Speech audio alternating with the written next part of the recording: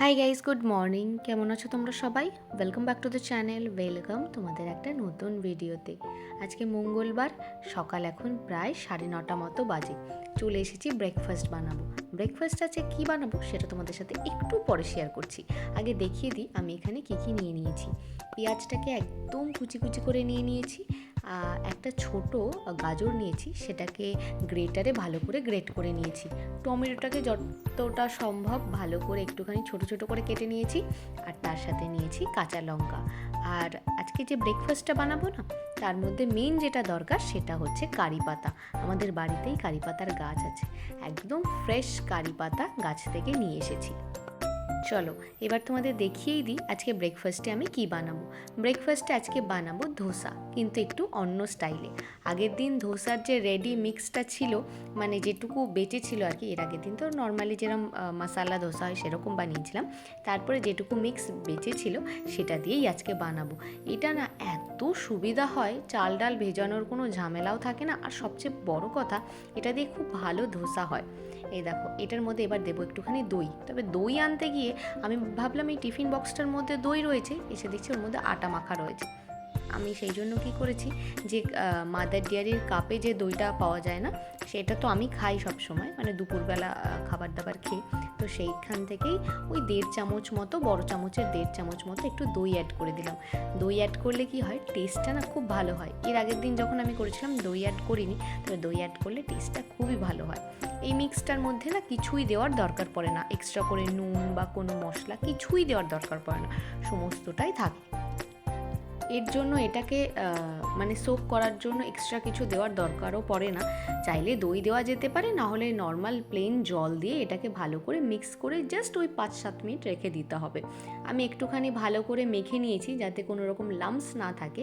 এরপরে আমি যে সবজিগুলো কেটে রেখেছিলাম সেগুলো একে একে দিয়ে দিচ্ছি। এখানে যে যার পছন্দ মতো সবজি ইউজ করতে পারে, তবে এখানে না একটা জিনিস মিসিং আছে, যেটা হচ্ছে ক্যাপসিকাম। কারি পাতা ছাড়া বাকি জিনিসগুলো সমস্তটাই আমি দিয়ে দিলাম। এবার খুব ভালো করে একবার মিক্স করে নেব। সবজিটা দিয়ে দিলাম কারণ সবজি থেকে একটু হলেও জল বেরোবে, তাহলে আমি জলের পরিমাণটা এখানে ভালোভাবে বুঝতে পারবো। এই ব্যাটারটা না আরেকটু পাতলা হবে, তবে সবজিগুলো দিয়ে আগে ভালো করে মেখে নিই, তারপরে আমি পরিমাণ অনুযায়ী জল দিয়ে দেবো। ব্যাটারটা এখানে আমার ভালোভাবে রেডি করা হয়ে গেছে। এইবার এটাকে ওই 5-7 মিনিট মতো রেস্টে রেখে দেবো। আমি একটা টিফিন বক্সের মধ্যেই ব্যাটারটা রেডি করছিলাম, ব্যাস ঢাকনা দিয়ে রেখে দিয়েছি। তবে আজকের যে ধোসাটা বানাবো না, এর মধ্যে যেহেতু কোনো আলুর স্টাফিং থাকবে না, তাই এটা খাওয়ার জন্য আমার মনে হয় একটা চাটনির খুব দরকার। তো ধোসার সাথে সাধারণত যেভাবে আমি চাটনি বানিয়ে থাকি সেইটাই আজকে বানাবো। 2 মিডিয়াম সাইজের টমেটো নিয়ে নিয়েছি। টমেটোটাকে ওই 4 টুকরো করে কেটে নিচ্ছি।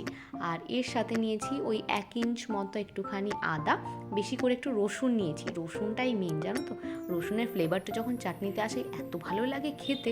তার সাথে নিয়ে নিয়েছি 3-4টে মতো কাঁচা লঙ্কা। একটা মিক্সিং জারের মধ্যে সমস্ত কিছুকে দিয়ে খুব ভালোভাবে ব্লেন্ড করে নেব। হ্যাঁ, তবে তার আগে না একটুখানি নুন দিয়ে নিতে হবে, তাহলে ব্লেন্ডিংটা খুব ভালো হবে। আর টেস্টটা যাতে ব্যালেন্স হয় তার জন্য অল্প করে একটু চিনিও দিয়ে দিলাম। ব্যাস, এবার খুব ভালোভাবে এটাকে ব্লেন্ড করে নেব কোনো রকমের জল ছাড়াই। এত চটজলদি চাটনি কিন্তু আমাদের এখানে অলমোস্ট রেডি, আর জাস্ট একটুখানি বাকি আছে। টমেটো পেস্টটা আমি একটা বাটির মধ্যে নিয়ে নিয়েছি, আর মিক্সির যে জারটা ছিল সেটাকে ধুয়ে বাকি যেটুকু টমেটোর পেস্ট ওর মধ্যে লেগেছিল সেটাকেও এর মধ্যে দিয়ে দিলাম, কারণ চাটনিটা আমাদের একটু পাতলা কনসিস্টেন্সিতে রাখবে। ব্যাস, এটা আমাদের চাটনি তো হয়ে গেল। এবার এর মধ্যে একটুখানি ফোড়ন দেব, যার জন্য আমি ফ্রাইং প্যানের মধ্যে একটু সাদা তেল দিয়ে দিয়েছি। আর বেশ কিছু জিনিস ফোড়ন দেব, তার মধ্যে আছে শুকনো লঙ্কা, অরলের ডাল, একটুখানি আছে বিউলির ডাল, আর তার সাথে একটু ছোলার ডাল, আর তার সাথে দিলাম একটুখানি সর্ষে। ব্যাস, এবার কারি পাতাগুলোকে হাত দিয়ে ছোট ছোট করে কেটে ফ্রাইং প্যানে দিয়ে দিলাম। হালকা একটু চড়বড় করলেই কিন্তু ফোড়নটা একদম রেডি হয়ে যাবে। ফোড়নটা আমি এখানে বেশি করেই করলাম, কারণ দুটো জিনিসেই এই ফোড়নটা আমি অ্যাড করব। চাটনিতেও করব, আর ধোসার জন্য যে ব্যাটারটা রেডি করেছি সেটার মধ্যেও দেব। এটা না প্রচণ্ড টেস্টি হয় খেতে। আমাদের বাড়িতে না ওই মশালা ধোসাটা খেতে খুব কম লোকই ভালোবাসে।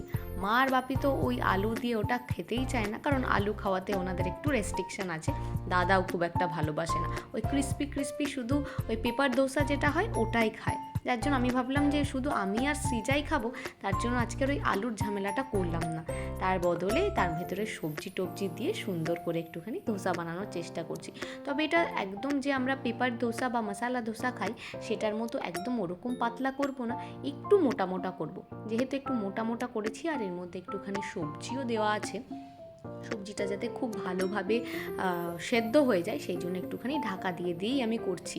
একদম চটজলদি হয়ে যায়, তাওয়াতে দিলে একদম বেশি সময়ও লাগে না, ওই 2 মিনিট 2.5 মিনিটের মধ্যে গোটা ধোসাটা রেডি হয়ে যায়। এর আগে অলরেডি দুটো আমার বানানো হয়ে গেছে, যেটা আমি নিচে পাঠিয়ে দিয়েছি, কারণ সৃজা একটু পরেই যাবে গানের ক্লাসে, ও যাতে খেয়ে যেতে পারে সেই জন্যই তাড়াতাড়ি করে বানালাম। এটা এবার আমার জন্য বানাচ্ছি। কত সুন্দর হয়েছে একবার দেখো। আর আমি না আগেরগুলো যে বানিয়েছিলাম ওখান থেকে একটু টেস্টও করেছিলাম, অসম্ভব সুন্দর লাগছে খেতে। ব্রেকফাস্টের জন্য এটা তো একদম মানে কি বলবো, উপযুক্ত খাবার, না কোনো খাওয়ার পর ভারী ভাব ফিল হবে, আর যথেষ্ট পরিমাণে হেলদিও, একটা জায়গায় দুটো খাওয়াই যেতে পারে। বলেছিলাম না তোমাদের যে সৃজার আজকে গানের ক্লাস আছে, গানের ক্লাস থেকে আসার সময় বেশ কয়েকটা পেস্ট্রি নিয়ে এসেছে। তা আমি বললাম যা গিয়ে পেস্ট্রিগুলো নিয়ে আয়, তবে ওর আজকে আবদার হলো চলো দিদিয়া আজকে এই পেস্ট্রিগুলো নিয়ে আমরা একটুখানি পেস্ট্রি চ্যালেঞ্জ করি। প্রথমত ওইভাবে তো কি বলবো খাওয়া যায় না ক্যামেরা ওরকম সামনে রেখে, কিন্তু ও আজকে আবদার করলো, আমি ভাবলাম ঠিক আছে একটা মজার কিছু অবশ্যই হবে, করা যাক তাহলে আজকে পেস্ট্রি চ্যালেঞ্জ আমার আর সৃজার মধ্যে।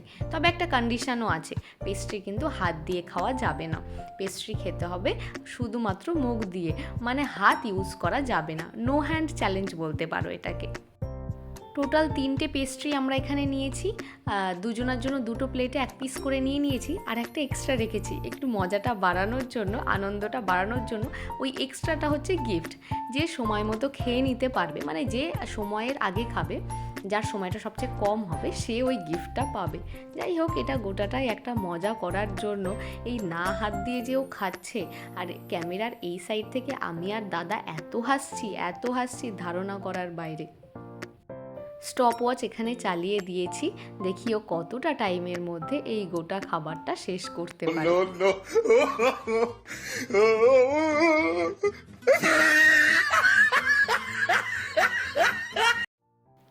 একটুখানি মজা ওর সাথে আমি করেছি, দেখো সারা মুখে কেক লেগে কি অবস্থা। তবে ওকে দিয়ে বিশ্বাস নেই জানো তো, যখন আমি খাবো তখন আবার ও না আমার মুখটা ওরকম ঠুসে দেয়, আমার খুব ইচ্ছা করছিল ওর মুখটা একবার ঠুসে দিই, যদিও এরকম উচিত না, ওর গলায় লেগে যেতে পারতো। যাই হোক, ওর খাওয়া দাওয়া এখানে হয়ে গেছে, আর গোটাটাই কিন্তু আমরা মজা করছি, অন্য কিচ্ছু না। সারা মুখে কীরকম লাগিয়েছে দেখো, সেই বিড়ালরা খেয়ে উঠলে যেরকম গোপে লেগে থাকে সেই রকম। তবে কেক খেতে তো ভালোবাসে, ও বেশ মজাই পেয়েছে। এবার আমার টার্ন, আমি শিওর আমি ছড়াবো, আমার দ্বারা হবেই না। এমনিতেই আমি এতটা কেক মানে একবারে খেতে পারবো না, এটাকে আমি গোটাটাই খাবো, তবে আমি না ওই রেখে খাই, কিন্তু ওই একবার এতটা হয়তো আমি খেতে পারবো না, তার মধ্যে আবার হাত ছাড়া। নাও, কেকটা সুন্দর দাঁড় করানো ছিল, ধপাস করে সেটা উল্টে গেল, এবার তো খেতে আমার আরও অসুবিধা হবে। এদিকে সৃজা 100টা রেস্ট্রিকশান দিচ্ছে, হাত দেওয়া যাবে না, এটা করা যাবে না, ওটা করা যাবে না। আমার দাদা খাটে বসে বসে এমন একটা কমেন্ট করছে আমার বিষয়ে, আমি সত্যি খাবো না হাসবো বুঝতে পারছি না। ও প্রথম থেকেই ধরে নিয়েছে যে আমি বাদের খাতায়, আমার দ্বারা এই কাজ সম্ভব না। সত্যি কথা, এই পেস্ট্রিটা না প্রচণ্ড পরিমাণে মিষ্টি, এতটা একবারে খাওয়াও যাচ্ছে না, তার মধ্যে যেভাবে হাসাচ্ছে আমার দ্বারা মনে হয় সম্ভব না। এই যে সৃজার টাইম থেকে আমার টাইম অলরেডি বেশি হয়ে গেছে, আর এই গোটা কেকটা আমি শেষও করতে পারিনি। অবশ্যই আমি এখন হেরো পার্টি হয়ে গেছি, প্রথম থেকেই এরা সবাই বলেই দিয়েছিল, আসলে এরা বলেই মনে হয় আমাকে হারিয়ে দিল। যাই হোক, এই যে গিফট আমাদের এখানে রাখা রয়েছে, এটা অবশ্যই আমার না, তবে এই পেস্ট্রিটা না আরেক পিসও সৃজা এনেছিল, যেটা আমি একটুখানি টেস্ট করেছিলাম, এটার মিষ্টি ভাবটা একটু কম যেটা আমরা খেলাম সেটার থেকে, সেই জন্য আমি একবার একটুখানি খেয়ে দেখছি, যতই ও গিফট পাক আমি তো একটুখানি খাবোই ওটার থেকে। চলো, আমাদের চ্যালেঞ্জ তো আজকে কমপ্লিট হয়ে গেল, আর সৃজা আজকে চ্যালেঞ্জে জিতেও গেছে। আজকে হলো নেক্সট ডে সকাল এত প্রচণ্ড গরম দুদিন ধরে পড়ছে না, সন্ধ্যাবেলা বৃষ্টি হচ্ছে কিন্তু দিনের বেলা প্রচণ্ড বেশি গরম পড়ছে। তাই ব্রেকফাস্ট করে আর একদম লেট করিনি, স্নান টান করে একদম বাড়িতে যে জামা কাপড় একদম কমফোর্টেবল সেটা পরে নিয়েছি। আর একটা জলের বোতলে ওই 2 লিটার মতো জল ধরে আমার এই বোতলটাতে, এটাতে জল ভরে নিচ্ছি। একটা খুব সুবিধা হচ্ছে জানো তো, এই বোতলটায় জল খেলে আমার একটা মাপের হিসাব থাকছে যে আমি সারাদিনে কতটা পরিমাণ জল খাচ্ছি। মা এখানে পুজো টুজো দিচ্ছে, তবে এখন আমি যাব ওপরে। কালকে যে ধোসার মিক্সটা রেডি করেছিলাম না, সবাই খায়নি, আমি সবাই খাবে বলেই অনেকটা বানিয়েছিলাম, তবে সবাই খায়নি, ব্যাটারটা রয়ে গেছিলো যেটা আমি ফ্রিজে রেখে দিয়েছি। আজকেও ব্রেকফাস্টে আমি ওটাই খেয়েছি। তো মা এখন পুজো টুজো দিয়ে উপরে আসছে, মায়ের ব্রেকফাস্ট করা এখনও হয়নি। মাকে আমি এখন একটুখানি ধোসা বানিয়ে দেব। কবি ওদিকে গরম বলে সকাল সকাল রান্নাবান্না স্টার্ট করে দিয়েছে। আজকে লাঞ্চে হচ্ছে ভেটকি মাছ। ভেটকি মাছ খেতে আমার অসম্ভব ভালো লাগে। এই যে ধোসার ব্যাটার কিছুটা রয়েছে, মা একাই খাবে, মায়ের মতোই রয়েছে, আর একটু চাটনিও রয়েছে। চলো মাকে খাবারটা করে দিই। ব্লগটা আজকে এখানেই এন্ড করছি, দেখা হচ্ছে নেক্সট ভিডিওতে।